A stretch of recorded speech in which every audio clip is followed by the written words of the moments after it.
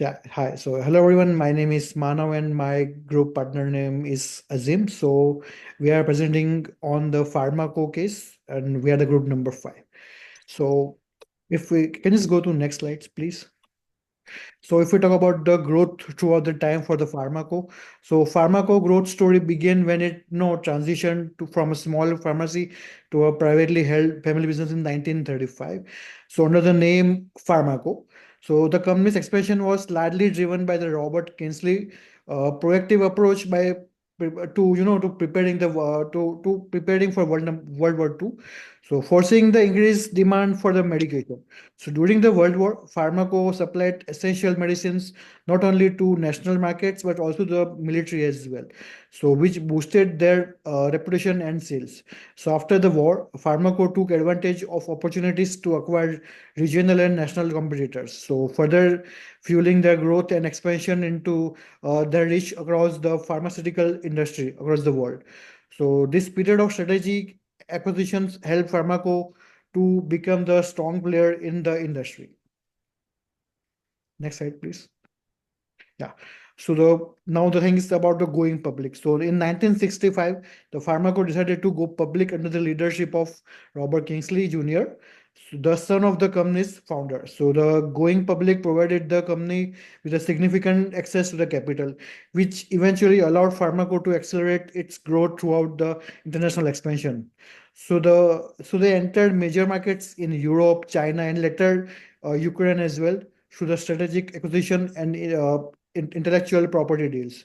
So, despite becoming a public company, the Kingsley family retained the 30% of the total shares, so ensuring them they maintained a controlling interest. By the end of this, by the end of this phase, the Pharmaco had grown into a billion-dollar company with over 10,000 employees. Its strong financial performance, driven by a consistent expansion and strategic investment in research and the development, keep it in a steady growth trajectory. So yeah, the next slide, please. Okay, yeah. So the tweakingly, the third generation of the Kingsley family now leads the Pharmaco as a CEO.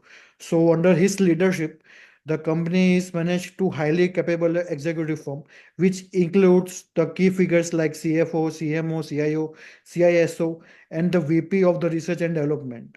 So each executive brings specialized expertise. They together form a cohesive unit that handles the company's operation with minimal internal conflict. Employees at Pharmaco are compensated competitively with the target compensation set at 125% above the industry range, which is quite high, including salaries, bonuses, and stock options as well. So the board of directors is balanced and independent, overseeing major decision effectively. So the decision making and governance process are disrupted among the four main committees: risk, governance, and nominations, human resources, and the compensation as well. So this ensures the well structured and organizational leadership. Yep. All right. So now we're going to talk about management of the information that this company has, and it's in an overall database.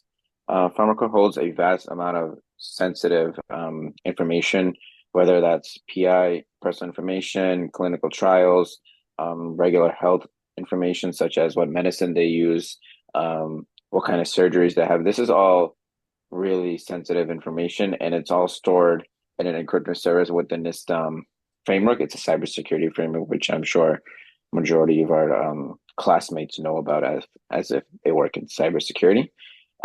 Data was physically and logically separated on encrypted on-site server, as well as three encrypted backups.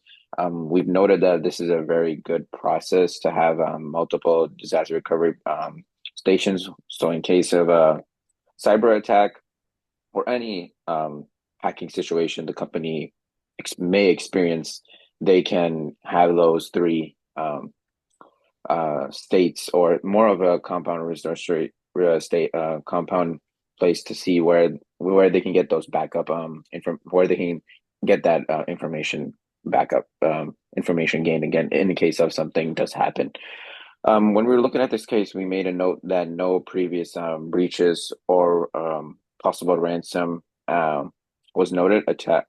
but no previous breaches were noted, but a ransom attack recently exposed email vulnerabilities, which was a key note. And as you see, in majority of the time, email vulnerabilities such as phishing emails are a very high attack come in a very high amount on a daily basis. So Farmer was notified of that and became vulnerable to email attacks.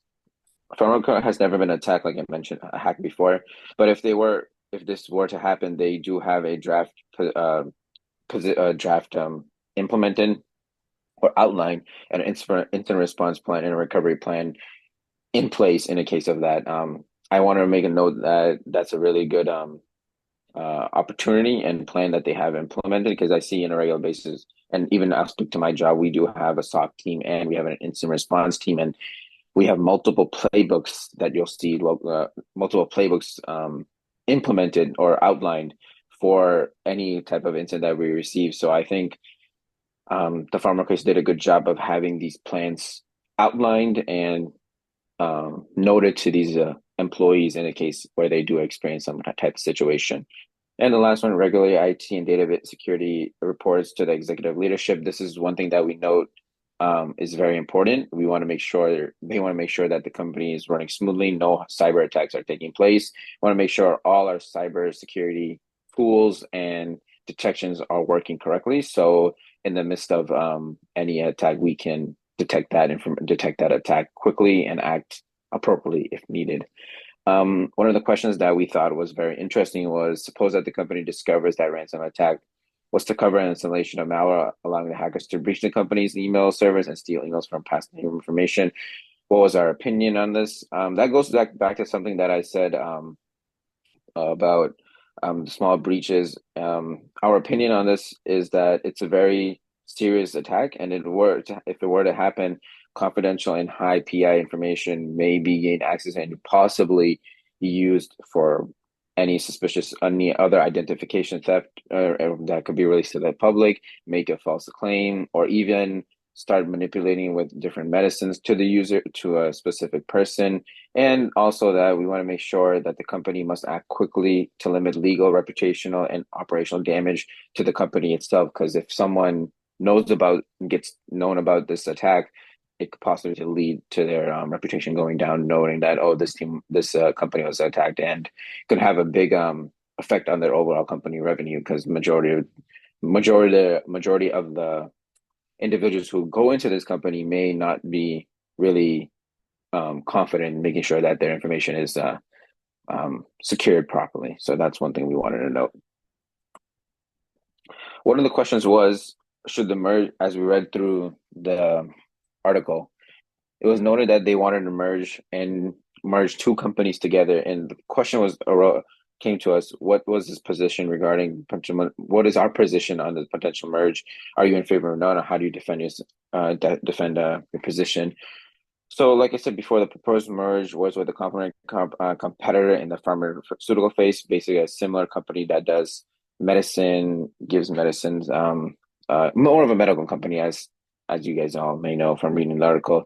Benefits that could possibly arise: access to more new markets, cost synergies, expand product portfolio. That's a really good benefit. You can learn new stuff from that company. You may be able to work on a new product with that company. You may be able to get some more revenue. Your company, if one company is more famous, you may be able to grow your own company, expand it, which is always great. But there's some risks that could possibly culture integration challenges, potential increase in regular scrutiny. Like that goes back to my original point of when a company may get hacked, not PharmaCo, but the complementary pharmaceutical may get hacked. They'll probably, if they're already associated with them, it'll be like, oh, maybe this company's not safe at that time. Maybe some malware may have got onto their systems. Maybe our information may have been lost with that. So there's always that if and else, or if not, if then with merging the company. And our stance on that possible merger is that they should stick to their own organization, as if that something would happen to that other company they were merging with, they would possibly get no backlash. Then it would possibly be like no hacking was on their side, their environment is safe. And you want to be your own company at majority of the time. You want to grow your company. At the end of the day, you're competing against one another, but you always want to make sure you're in the best place possible at that time. So we came up as our solution as stick with your own organization, put in the best security processes and see how you can grow by yourself and learning new stuff. Obviously, work within company, but don't merge as one together, as there's possible risks that come with it. Go next slide.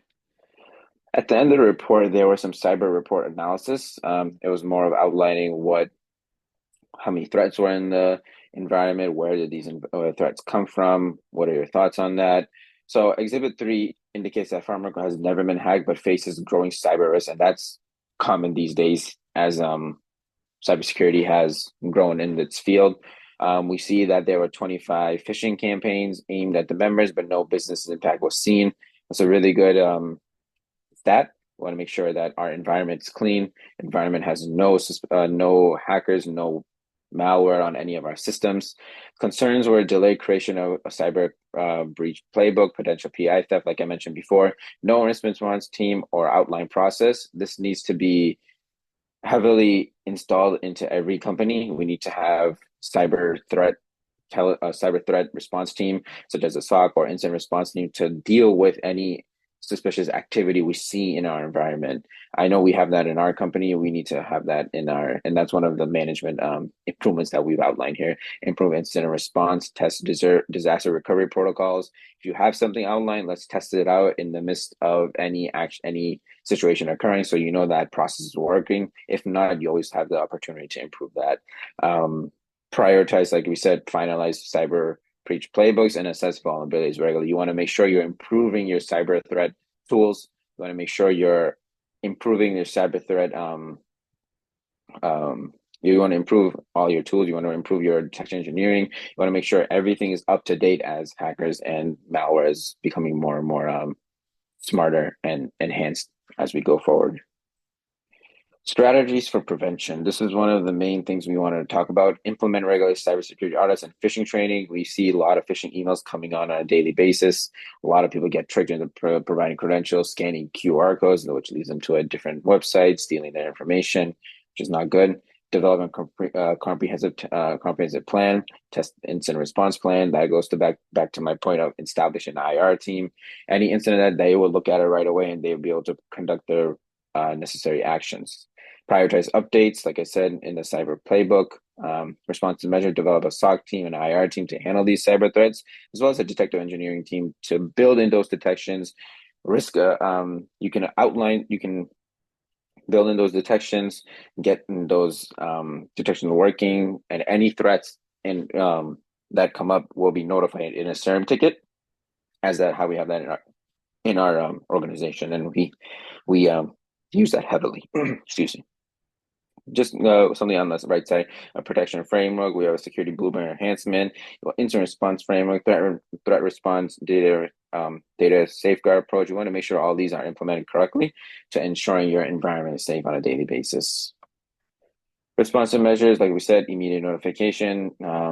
That's more of what is called detection engineering. You want to build those detections. Continuous monitoring containment efforts, such as if you see any malware in your environment, if you see any ransomware, you want to make sure that is all together, contained, and do some analysis on it. Have collaboration with law enforcement for investigative support. Also have transparent communication with stakeholders and rebuild trust post-incident response. So the next steps that we outlined is preparation. You want to have detection engineering. You want to build those what is called detections. You want to do analysis and do some containment, do some recovery processes, and make sure that all your security tools are up to date and making sure your environment is safe.